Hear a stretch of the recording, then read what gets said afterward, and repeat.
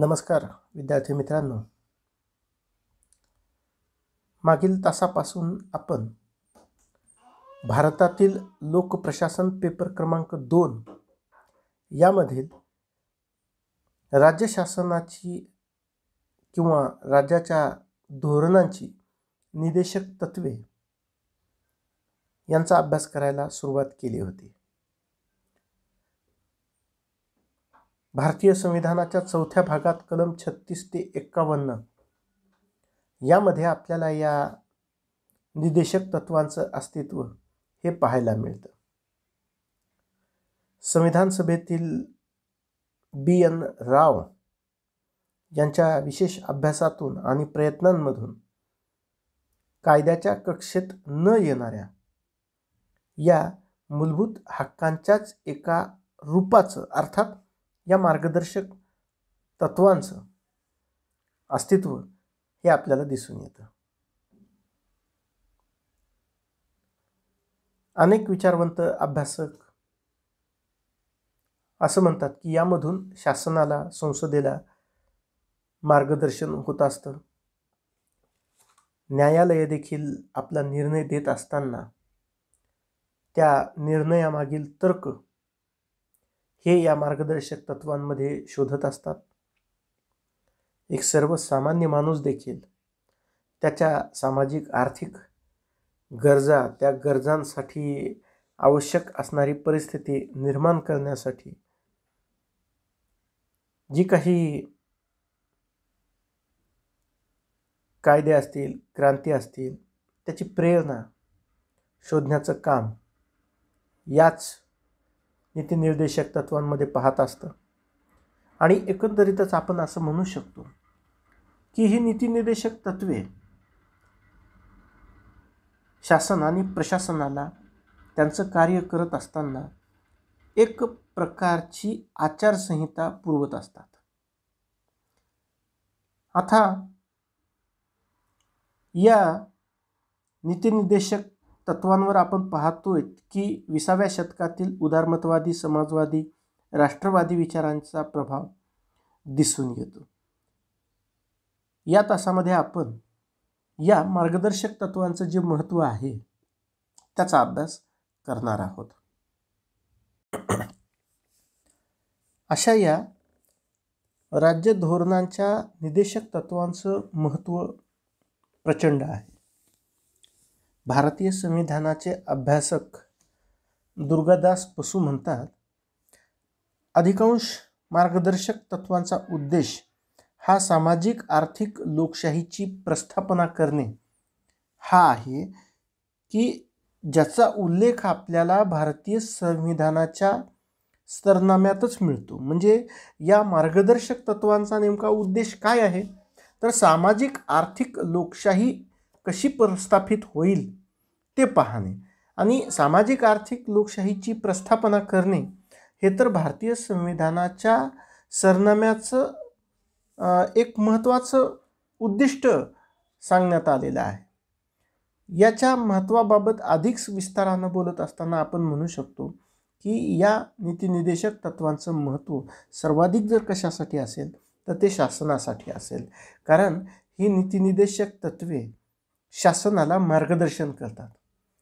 राज्याच्या या मार्गदर्शक तत्वांचा उद्देश सामाजिक, आर्थिक, राजकीय न्यायाच्या तत्वांवर आधारित कल्याणकारी राज्यव्यवस्था निर्माण करणे हा आहे. मार्गदर्शक तत्वांचा कलम 38 मध्ये याची हमी व घोषणा देखील करण्यात आलेली आहे. सार्वजनिक धोरणांची आणि कायद्यांची निर्मिती करीत असताना शासनाने कोणते निकष पाळले पाहिजेत किंवा त्यांची प्राथमिकता काय असावी किंवा त्या धोरणाचे साध्य अंतिमतः काय असावे याचे मार्गदर्शन संविधानाच्या या भागामधून होत असते. आणि म्हणून स्थानिक असेल, राज्य असेल किंवा केंद्र पातळीवरील शासनाबरोबरच जो एक मोठा प्रशासकीय वर्ग अस्तित्वात असतो त्याला देखील मार्गदर्शन या तत्वांमधून होत असते. जे घटना समितीचे सल्लागार होते ज्यांचा आपण मागील तासामध्येही उल्लेख केला होता, B.N. राव हे म्हणतात की मार्गदर्शक तत्वांना एक शैक्षणिक मूल्य देखील आहे. म्हणजे या नीतिनिर्देशक तत्वांच्या अंमलबजावणीमधूनच कोणतंही शासन हे देशामध्ये सामाजिक, आर्थिक व राजकीय न्याय असणारं कल्याणकारी राज्य प्रत्यक्षात आणू शकतं.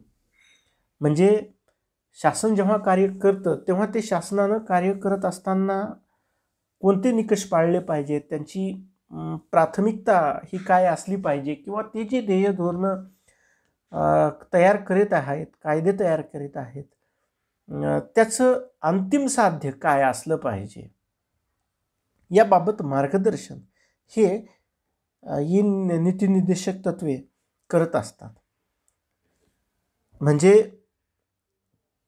आज घडीला आपण पाहतोय की मागील अनेक दिवसांपासून शेतकरी आंदोलनामधील शेतकरी हे दिल्लीच्या सीमारेषेवर तळ ठोकून आहेत. मग आता केलेला हा कायदा, त्याच्यामध्ये जसा कायदा असायला पाहिजे किंवा ज्या निकषांवर तो व्हायला पाहिजे ते पाळले गेलेले आहेत का? शासनाची ती प्राथमिकता असू शकते का? किंवा जे सामाजिक, आर्थिक, राजकीय न्यायाचं तत्व प्रस्थापना आपल्याला करायची आहे किंवा कल्याणकारी राज्य प्रत्यक्षात आणावयाचं आहे, ते प्रत्यक्षात येण्यासाठी या कायद्यांची काही मदत मिळू शकते का? या कायद्यांचं अंतिम साध्य ध्येय हे अशा राज्याची, कल्याणकारी राज्याची प्रस्थापना करणे आहे का? या साऱ्या गोष्टी जर आपण तपासल्या तर आपल्या लक्षात येईल की शासनाला मार्गदर्शन करणं, शासनाला दिशा दाखवणं, शासनाला ध्येयधोरण तयार करीत असताना त्यांची प्राथमिकता काय असली पाहिजे, त्यांचा उद्देश नेमका काय असला पाहिजे हे सांगण्याचं काम ही तत्वे करीत असतात. आणखी एक महत्त्वाचा भाग निर्देशक तत्वांच्या माध्यमातून साध्य होतो तो म्हणजे धोरणात्मक स्थैर्याचा व सातत्याचा. म्हणजे संविधानामध्ये नमूद ध्येय आणि उद्दिष्टे यांचा एक प्रकारचा जाहीरनामा ही मार्गदर्शक तत्वे आहेत. घटनेच्या प्रस्तावनेमध्ये उल्लेख करण्यात आलेल्या तत्वांचा पाठपुरावा करण्याची साधने ही तत्वे आहेत. म्हणजे प्रत्येक शासन, मग ते कोणत्याही काळातील असो किंवा कोणत्याही पक्षाचे असो, या मार्गदर्शक तत्वांच्या आधारे आपल्या ध्येयधोरणाची निर्मिती ही करीत असतात. म्हणजे शासनाच्या धोरणाच्या मुळाशी असणारा समाज किंवा अर्थकारणाचा पाया हा आपल्याला दशकानुदशके एकसारखाच असल्याचे पाहायला मिळते.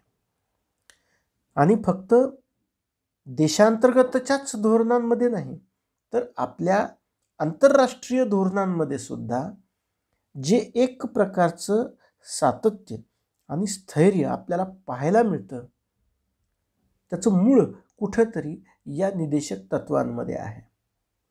म्हणजे जेव्हापासून आपल्या देशामध्ये संविधान लागू झालेलं आहे तेव्हापासून ही मार्गदर्शक तत्वे शासनाला मार्गदर्शन करतात की त्यांचं धोरण नेमकं काय असावं. मग सरकार कोणतंही असो, कितीही दिवसांसाठी असो, कोणत्याही पक्षांचं असो, त्यांना जे काम करायचं आहे त्या कामाची प्रेरणा, त्या कामाचं कुठंतरी मूळ हे संविधानानं ठरवून दिलेलं आहे की तुम्हाला याच मार्गावर वाटचाल करायची आहे. म्हणजे वाटचाल करणारे प्रवासी बदलू शकतात, परंतु तो राजमार्ग जो दाखवण्यात आलेला आहे संविधानामधील या निर्देशक तत्वांच्या माध्यमातून तो मात्र कायम आहे. आणि त्याच्यामुळं जी काही धोरणं तयार होतात, जे काही कायदे तयार होतात, त्याचा कुठंतरी पाया, मग तो समाजकारणाचा असेल किंवा अर्थकारणाचा असेल, तो पाया हा एकसारखाच राहतो हे आपल्याला पाहायला मिळतं. आणि ही मार्गदर्शक तत्वे फक्त देशाच्या अंतर्गत शासनाची वाटचाल कशी असावी हेच निर्धारित करत नाहीत, तर आंतरराष्ट्रीय क्षेत्रामध्ये देखील भारताची वाटचाल कशी व्हावी किंवा भारताचा मार्ग काय आहे किंवा भारताला आंतरराष्ट्रीय क्षेत्रामध्ये काय साध्य करावयाचं आहे याचं मार्गदर्शन देखील आपल्याला या निदेशक तत्वांच्या माध्यमातून आपल्याला मिळतं. म्हणजे जी पंचशील तत्वे सांगितलेली आहेत किंवा भारताचं जे जागतिक पातळीवरील धोरण आहे, मग ते अहिंसेच्या बाबतीत असेल, वसाहतवादाच्या विरोधातला असेल, वर्णद्वेषाच्या विरोधातला असेल, आंतरराष्ट्रीय सहकार्यासाठी, आंतरराष्ट्रीय समन्वयासाठी मदत करण्याचं धोरण असेल, कुठंतरी या साऱ्या धोरणांचं मूळ आपल्याला या नीतिनिदेशक किंवा मार्गदर्शक तत्वांमध्ये पाहावयाला मिळतं. या नीतिनिदेशक तत्वांचं आणखीन एक महत्त्व आपल्याला नमूद करावं लागेल, ते म्हणजे जे शासन कार्यरत असतं ते शासन कितपत यशस्वी आहे, त्या शासनाची वाटचाल किती आश्वासक राहिलेली आहे, किंवा त्या शासनानं जे काम केलेलं आहे ते जर तपासण्याचं ठरवलं तर त्याच्यासाठीचे जे निकष आपल्याला लावावे लागतील तर ते निकष आपल्याला या नीतिनिदेशक तत्वांमधून मिळतील. मित्रहो, आपल्याला एखाद्या वेळेस असं वाटू शकेल की ही मार्गदर्शक तत्वे न्यायप्रविष्ट नसल्यामुळे एखादं शासन याच्याकडे दुर्लक्ष करू शकेल किंवा याची उपेक्षा करू शकेल, परंतु असं कदापि होत नाही. हीच शंका घटना समितीतील सदस्यांनी देखील बोलून दाखवली होती. तथापि त्यावेळेस आंबेडकरांनी असं उत्तर दिलं होतं की संविधानामध्ये ही मार्गदर्शक तत्वे सूचनांचे साधन आहेत. शासनाने ती सातत्याने शासनाला ती सातत्याने संविधानातील ध्येय उद्दिष्ट यांचं स्मरण करून देत राहतील. म्हणजे अलादी कृष्ण अय्यर म्हणतात त्याप्रमाणे मार्गदर्शक तत्वे ही मूलभूत हक्कांप्रमाणे नसली तरी राज्यकारभाराची पायाभूत तत्वे त्यात अंतर्भूत आहेत आणि त्यामुळे शासन आणि प्रशासनाला त्याच्याकडे दुर्लक्ष करून चालणार नाही. म्हणजे ही तत्व त्याची अंमलबजावणी करणं शासनाला बंधनकारक नाही, म्हणून शासनानं ती आडगळी टाकून दिली, त्यांची उपेक्षा चालवली, असं मुळीच होणार नाही. उलट आंबेडकर म्हणतात त्याप्रमाणे ही संविधानामधील आढळ तत्वे शासनाला नेहमी स्मरण करून देत राहतील की त्यांनी काय करायला पाहिजे, त्यांनी काय काम करणं अद्याप बाकी आहे, त्यांची प्राथमिकता कामाची काय असावी, त्यांनी जे धोरण कायदे तयार करण्याचं निर्धारित केलेलं आहे त्याचे उद्दिष्ट हे या मार्गदर्शक तत्वांशी साधर्म्य असणारे आहेत का याची वारंवार जाणीव ही मार्गदर्शक तत्वे कोणत्याही शासनाला करून देत राहतील. म्हणजे एक प्रकारे शासनाच्या कामावर अंकुश या मार्गदर्शक तत्वांच्या माध्यमातून राहू शकतो. डॉक्टर आंबेडकरांनीही असं म्हटलं होतं की जे कोणते शासन सत्तेत असेल आणि त्यांनी या तत्वांची अंमलबजावणी केली नाही, त्यांना कायद्याच्या उल्लंघनासाठी न्यायालयात जबाब देणे जरी आवश्यक नसले तरी निवडणुकांमध्ये मतांसाठी लोकांसमोर जात असताना या शासनाला उत्तर द्यावे लागेल. या तत्वांची अंमलबजावणी ही न्यायालयांच्या नाही तर लोकमताच्या शक्तीने करावी लागेल. पहा, अतिशय मोठं विधान आंबेडकर करतात. म्हणजे जी एक शंका बोलून दाखवण्यात आली होती की या तत्वांची अंमलबजावणी करणे हे मूलभूत हक्कांप्रमाणे न्यायप्रविष्ट असणार नाही, म्हणजे त्यांची अंमलबजावणी केलीच पाहिजे असं दंडक किंवा बंधन हे शासनावर असणार नाही. मग शासन का करेल त्याच्या तत्वांची अंमलबजावणी? आंबेडकरांनी सुरुवातीला सांगितलं की ते सूचना देत राहतील, ते स्मरण करून देत राहतील की तुम्ही हे करायला पाहिजे. इतपर जर एखाद्या शासनानं असं ठरवलं की आपल्याला या मार्गदर्शक तत्वांची अंमलबजावणी करायचीच नाही, तर भलेही त्यांना न्यायालयात खेचता येत नसेल, परंतु त्यांच्या या दुर्लक्षाचं, त्यांच्या या मार्गदर्शक तत्वांच्या उपेक्षेची किंमत त्यांना निवडणुकांमध्ये चुकवावी लागेल. कारण जनता लक्षात ठेवेल की त्यांनी कोणत्या कामांची अंमलबजावणी केलेली आहे, करायला पाहिजे होती, आणि कोणत्या तत्वांची अंमलबजावणी केलेली नाही. आणि या आधारावर आपण असं म्हणू शकतो की भारतीय संविधानामध्ये ही जी नीतिनिर्देशक तत्वे आहेत यांची अंमलबजावणी ही शासनाकडून न्यायालयांचा धाक दाखवून होणार नाहीत, तर या नीतिनिर्देशक तत्वांची अंमलबजावणी ही लोकमताच्या शक्तीने, लोकमताच्या रेट्यानेच शासनाला करावी लागतील. आणि शासन त्यापासून सुटका स्वतःची करून घेऊ शकत नाही, त्यापासून पळून जाऊ शकत नाही. लोकमताच्या रेट्यासमोर शासनाला झुकावेच लागेल.